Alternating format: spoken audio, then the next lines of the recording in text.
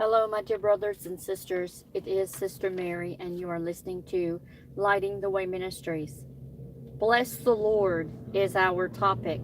This is taken from Psalm chapter 145, verse 2. Every day I will bless you, and I will praise your name forever and ever. Today we are reading Micah chapter 4 and chapter 5, and we will be in Revelation chapter 10. David's declaration is that he will bless God each day that he lives. But how do we bless God? Isn't he always the blesser and we always the blessees? The two ideas of giving and receiving a blessing are brought together in the word.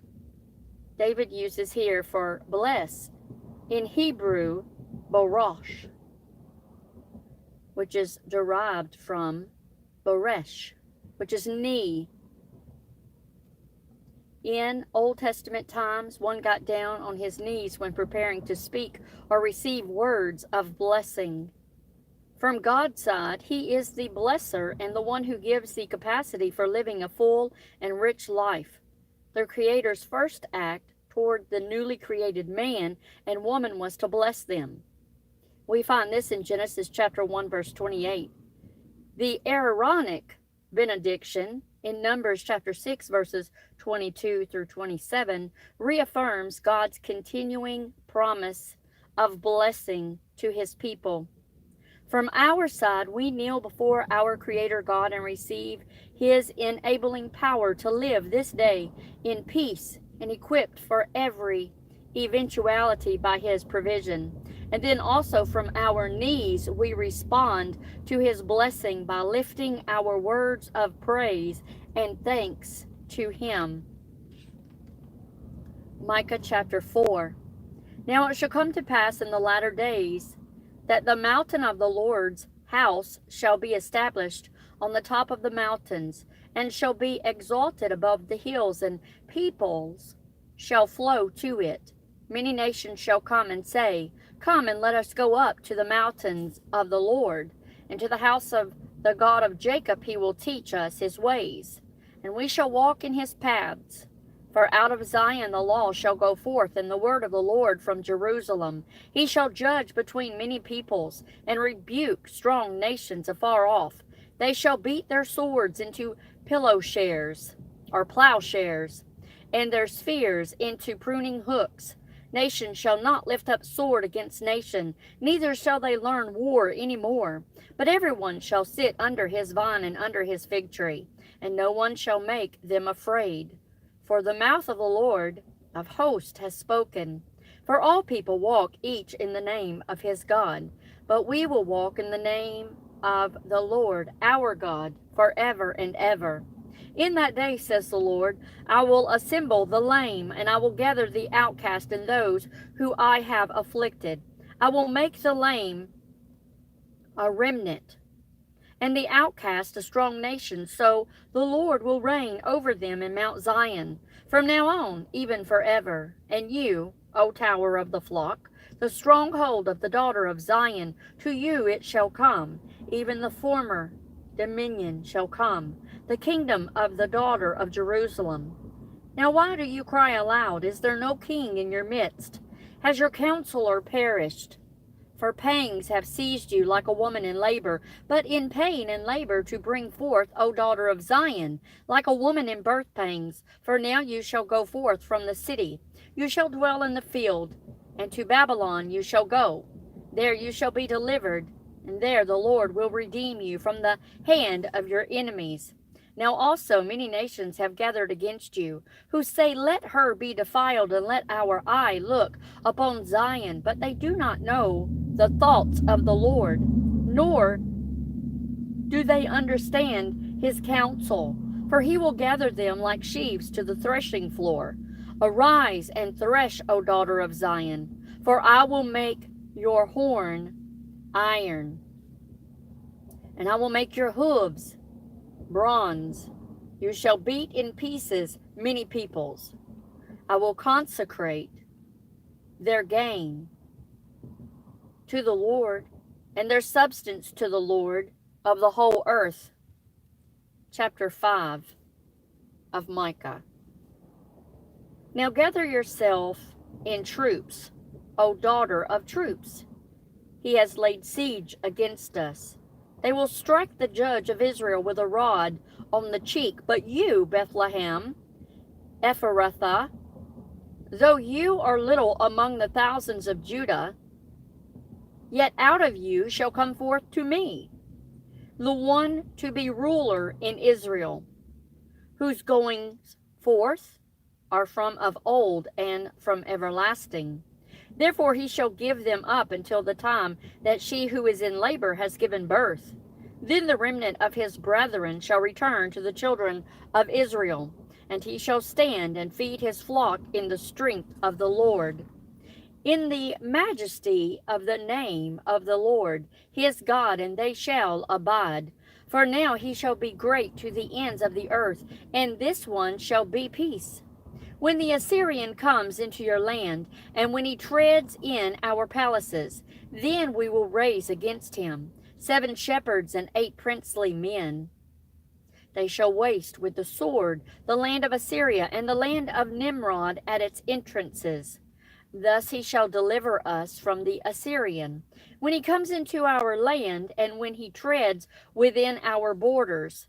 Then the remnant of Jacob shall be in the midst of many peoples, like dew from the Lord, like showers on the grass, that tarry for no man, nor wait for the sons of men. And the remnant of Jacob shall be among the Gentiles, in the midst of many peoples, like a lion among the beasts of the forest, like a young lion among the flocks of sheep, who, if he passes through, both treads down and tears in pieces, and none can deliver.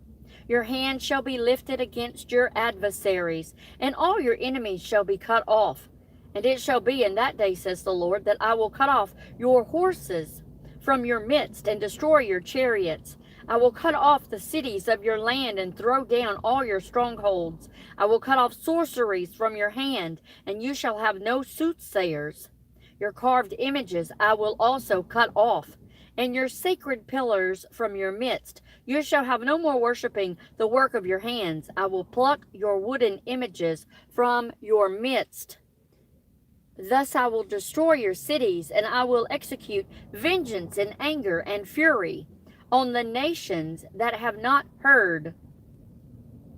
Psalm chapter 145, verses 1 through 9. I will extol you, my God, O King, and I will bless your name forever and ever. Every day I will bless you, and I will praise your name forever and ever. Great is the Lord, and greatly to be praised, and his greatness is unsearchable. One generation shall praise your works to another, and shall declare your mighty acts. I will meditate on the glorious splendor of your majesty, and on your wondrous works. Men shall speak of the might of your awesome acts, and I will declare your greatness. They shall utter the memory of your great goodness, and shall sing of your righteousness. The Lord is gracious and full of compassion, slow to anger and great in mercy. The Lord is good to all, and his tender mercies are over all his works. Proverbs chapter 30, verses 11 through 14. There is a generation that curses its father and does not bless its mother. There is a generation that is pure in its own eyes, yet is not washed from its filthiness. There is a generation, oh, how lofty are their eyes, and their eyelids are lifted up. There is a generation whose teeth are like swords, and whose fangs are like knives, to devour the poor from off the earth, and the needy from among men. Revelation chapter 10. I saw still another mighty angel coming down from heaven, clothed with a cloud, and a rainbow was on his head. His face was like the sun, and his feet like pillars of fire. He had a little book open in his hand. And he set his right foot on the sea, and his left foot on the land, and cried with a loud voice, as when a lion roars. When he cried out, 7 thunders uttered their voices. Now when the seven thunders uttered their voices, I was about to write, but I heard a voice from heaven saying to me, Seal up the things which the seven thunders uttered, and do not write them. The angel whom I saw standing on the sea and on the land raised up his hand to heaven, and swore by him who lives forever and ever, who created heaven and the things that are in it, and the sea and the things that are in it, and the earth and the things that are in it, that there should be delay no longer. But in the days of the sounding of the seventh angel, when he is about to sound, the mystery of God would be finished, as he declared to his servants the prophets. Then the voice which I heard from heaven spoke to me again and said, Go and take the little book which is open in the hand of the angel who stands on the sea and on the earth. So I went to the angel, and I said to him, Give me the little book. And he said to me, Take and eat it, and it will make your stomach bitter, but it will be as sweet as honey in your mouth. Then I took the little book out of the angel's hand, and I ate it, and it was as sweet as honey in my mouth. But when I had eaten it, my stomach became bitter. And he said to me, You must prophesy again about many peoples, nations, tongues, and kings.